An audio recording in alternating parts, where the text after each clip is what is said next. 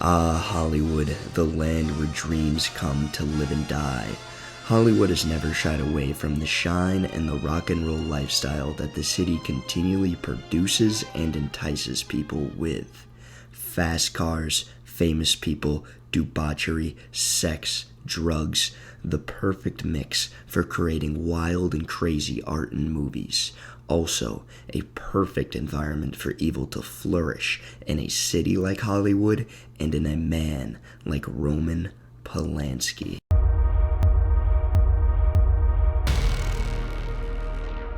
To fully understand Roman's life, we have to travel back in time to the harsh era of the late 1930s, when Poland was being invaded by Nazi Germany that was just beginning its rise in dominance over Europe as a whole. 6-year-old Polanski was of Jewish heritage and happened to be in Poland at this time. Because of this, his mom was tragically sent to Auschwitz where she perished, and his father was forced into a different concentration camp called Mauthausen. Roman ended up in a camp called Krakow in Nazi-occupied Poland.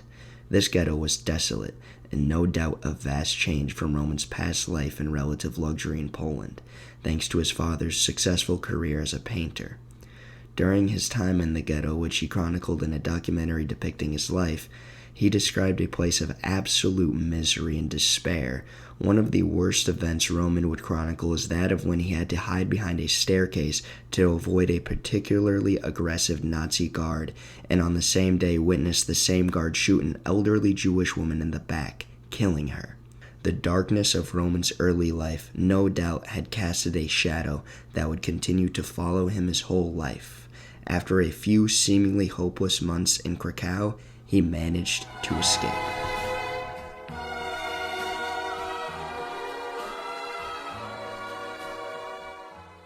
Fleeing across a war-torn Poland during this time, a young Polanski hid in forests and barns. He got food from stealing from nearby towns and foraging for food in the forests he camped in. At one point during his harrowing escape from the ghetto, Roman claims he encountered some Nazi soldiers who made him hold targets while they shot at them for their own amusement. Roman lived through this encounter and his treacherous time during his escape, but it came to an end when Roman eventually ended up in the small southern village of Wysoka, where he was taken in by a sympathetic couple who helped him out, not only in providing housing for Roman, but also in reconnecting Roman to his dad. Once reunited with his father, Roman was enrolled in technical school when he was 12 years old. But during this time in technical school, Roman became more and more interested in the arts. Roman fell in love with acting and being around sets and production around the age of 14, and by 15, he was fully immersed into acting and began to see his true passion for directing. He is a prolific director to this day and is involved in high-level films such as Rosemary's Baby, Macbeth, The Pianist, and many, many more. Polanski was an instrumental piece in the creation of Hollywood's golden age.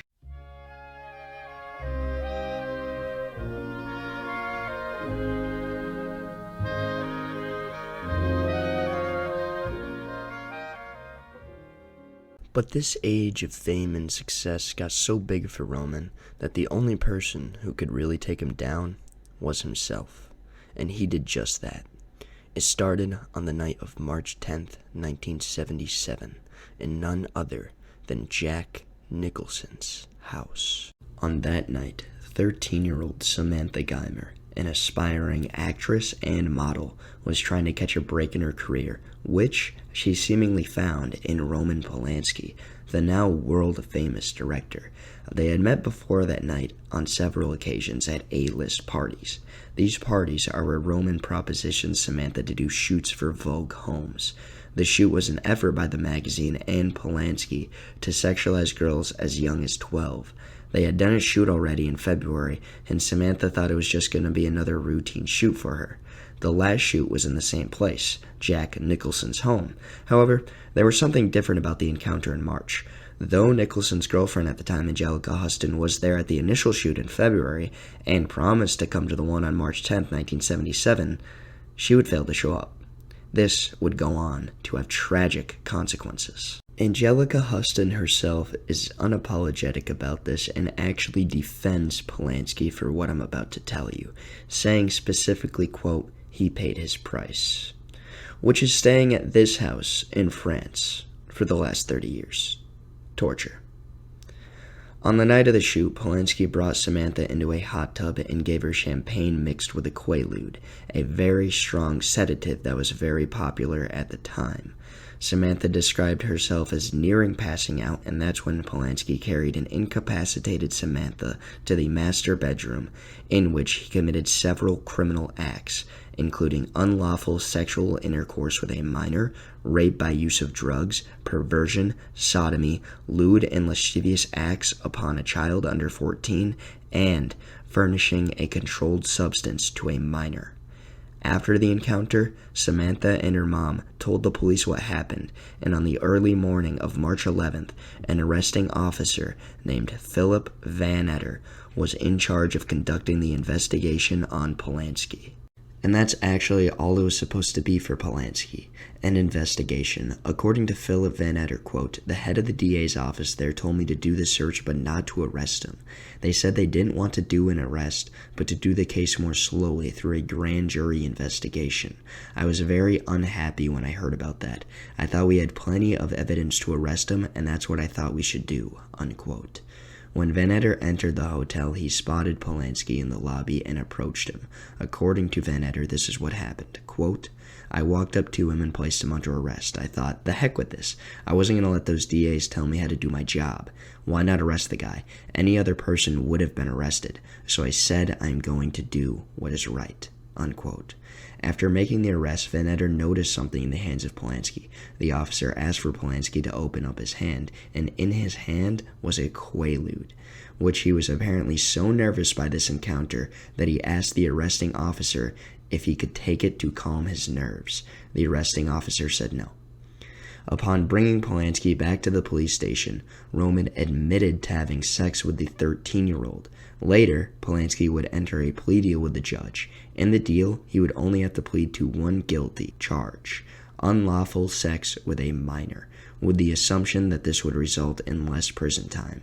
Even with the details of his case being public information and widely published during this time, people still to this day feel the need to defend Polanski. Hey, were you happy when Roman Polanski won the Oscar? Yeah, that was pretty cool, actually, yeah. What's so great about a rapist being the recipient of Hollywood's highest honor? I don't consider him a rapist. Yes, Roman Polanski, I'm very sorry that he's in jail. Was not charged. I know it wasn't rape. There is a statutory. child molest, maybe. I'm not sure. It was something. No? It was something else, but I don't believe it was rape. The thing is very clearly, and he's proven this. Roman Polanski is not a predator. I mean, he's a man. He's 75 years old, or 76. He's got 2 beautiful kids. He's got a wife that he's been with for a long, long time. He's not out in the street, doing horrible things. So I'm confused by it. Let's get it straight. Defending a pedophile is never okay, and as if these videos weren't bad enough, 100 high-profile celebrities felt so compelled to support a pedophile that they created a petition for Polanski to be released of the charges. These names include Woody Allen, Martin Scorsese, Wes Anderson, and Natalie Portman. Just for a reminder, here are the cliff notes of Polanski's arrest and case so far. He was shooting a magazine photo with the intention to sexualize young girls. He then drugged and raped one of these girls he was shooting. He then admits to a cop and the press, saying specifically, quote, "Judges want to fuck young girls, juries want to fuck young girls, everyone wants to fuck young girls," unquote. Polanski would hold this belief his whole life. Since his first accusation, 5 accusers have come forward accusing Polanski of rape, most while they were underage. Any defense for this is disgusting. That's not to say you can't enjoy a Johnny Depp or Quentin Tarantino movie anymore, or even Polanski's, but it does mean you shouldn't idolize anyone just simply off of how they made you feel in a movie theater or if they made or starred in your favorite TV show. We have to remember these are people, and people are capable of dark and twisted things and the means of their own pleasure, and sometimes it's just the thrill of getting away with it. Just like Polanski did on February 1st, 1978, under threat of imprisonment by the United States and the supposed words of the judge in his case, Scott Gordon, at a get-together, Gordon supposedly told some of his friends that had connections to Polanski that he was going to sentence him to 50 years in prison, regardless of Roman's plea deal. The judge saying specifically, quote, "I'll see this man never gets out of jail," unquote. Polanski escaped justice, first fleeing to Britain on the 2nd of February, where there was an attempted extradition by British authorities. However, by the time February 3rd, 1978 came around, he was already in France, escaping from the claws of justice once again. He got citizenship and stayed in France because of their laws around the age of consent at that time, and honestly still to this day are fucked up. For the longest time, there was no age of consent in France, but in 2021, they decided to change it to the age of 15. Which should tell you how France feels about this case. If that wasn't enough for you, however, the French government also said this of Polanski's specific case, quote, "He had served his time in jail," unquote, which was 42 days, by the way, for drugging and raping a 13-year-old. Polanski still resides in France to this day with his wife and children, never being able to return to the U.S. Roman began his life on the run, and it seems he'll finish it that way too. The monster of Hollywood, Roman Polanski.